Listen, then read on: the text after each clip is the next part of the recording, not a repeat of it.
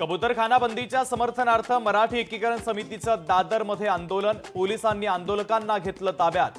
जैन समाजावर कारवाई का नाही, आंदोलकांचा संतप्त सवाल। उच्च न्यायालयाच्या सुनावणीच्या पार्श्वभूमीवर जैन समाजाचा उपोषणाचा इशारा, तर मराठी एकीकरण समितीला आंदोलनाच्या पार्श्वभूमीवर जमावबंदीच्या नोटिसा।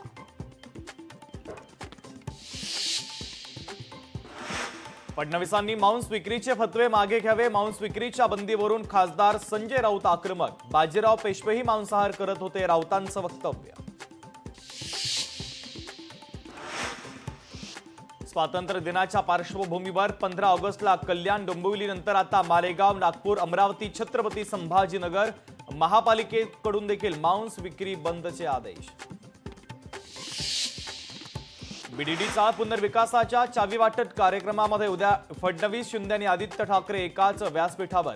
महायुती आणि महाविकास आघाडीमध्ये श्रेयवादाची लढाई रंगण्याची चिन्ह।